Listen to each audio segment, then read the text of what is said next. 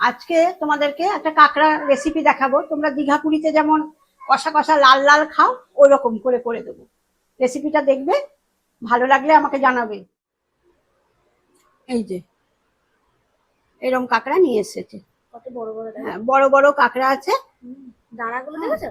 হ্যাঁ মা, হ্যাঁ, ছাড়াবো। এবার ও ছাড়াচ্ছে, তোমরা দেখো। যারা কাঁকড়া ছাড়াতে পারো না তারা দেখে না। ও এই পা গুলো ভাঙতে হবে। প্রথমে পা গুলোকে ভেঙে দেবে। যত মোটা পা হ্যাঁ, তত তত শ্বাসটা ভালো হয়। আর না তত এরকম করে মানে ভাঙতে হয়। ভাঙবে, হ্যাঁ। এবার এদিকটা ভাঙবো, এবার বাড়ি মেরে মেরে ভাঙতে হয়, মানে ভাঙতে চায়। এই বাড়ি মারা থাকলে এটা ঘোরালেই, এই ঘোরালেই খুলে যাবে, ঠিক আছে?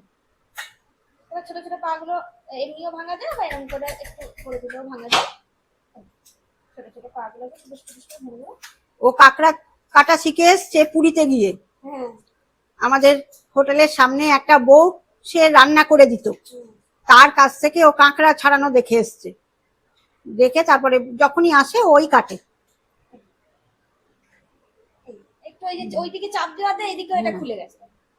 মেন ফেলার জিনিস হলো, এই দেখো, ফেলার জিনিস হলো এইগুলো, এই পাশে এরকম থাকে, হ্যাঁ, এই যে পাশে এরকম থাকে, এগুলোকে ফেলে দিতে হয়। এগুলো ফেলে দিও, নাহলে পেট খারাপ করতে পারে। এগুলো খায় না, এগুলো ফেলে দিতে হয়। এইগুলোই পরিষ্কার করার। এই যে চোখ থাকে, এই যে চোখ মতো, এইগুলোকে ফেলে দিতে হয়, ব্যাস, আর কিছু করার নেই। এবার এই যে এই পোরশনটা, এই পাটা থাকলেও কোনো অসুবিধা নেই, ছাড়ালেও হয়, না ছাড়ালেও হয়। এই পোরশনটা ছাড়িয়ে দে। হ্যাঁ, আর এই যে এই জায়গাটা, এই দেখো পিছনে এরমাটা দেখবে এরকম থাকে, এটাকেও বাদ দিয়ে দিতে হয়, ব্যাস। এইবার যে মাংসলের জায়গাটা, এটা আমরা নেব। এই দেখো কাঁকড়া তো বউ কেটে ফেলেছে, আর এগুলো হলো কাঁকড়ার ডিম। এগুলো না ফেলবে না, এগুলো রান্নায় দিয়ে দেবে।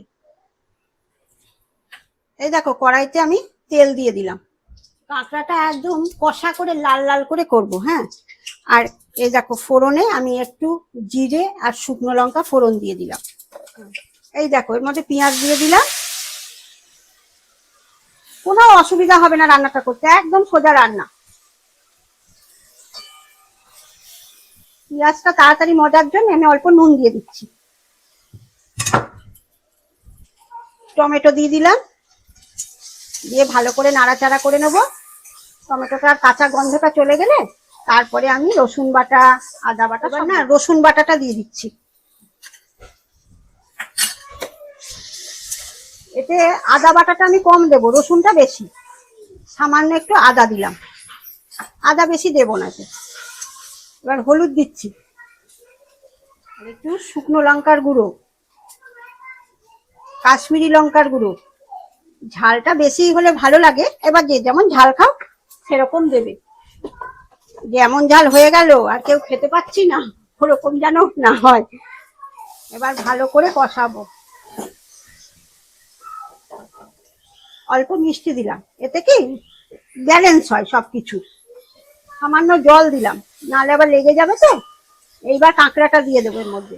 আমি কিন্তু কাঁকড়া ভাজিও না, গরম জলে ধুয়ে নিয়েছি, ভাপাইনি।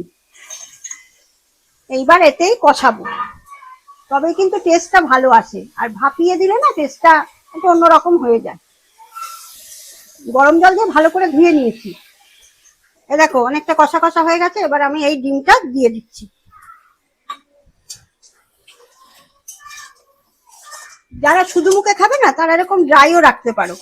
আমরা একটু ভাত দিয়ে খাবো তো, সেই জন্য অল্প সামান্য ঝোল করব। এবারে আমি অল্প জল দিচ্ছি, হ্যাঁ, একটু ঝোল রাখবো তো। এই দেখো এইরকমই রাখ, এর থেকে বেশি রাখবো না। এবার এটাকে একটু সেদ্ধ হতে দেবো। এটা আমি ঢাকা দিয়ে দেবো। এবার আমি ঢাকা দিয়ে দিলাম এটা। এবার দেখো কেমন হয়েছে, দেখো সুন্দর হয়েছে, আর গন্ধটাও দারুণ বেরোচ্ছে। এবার এর মধ্যে না গরম মশলা দেবো, আর একটু শুকো, এর মধ্যে একটু গরম মশলা দিয়ে দিলাম।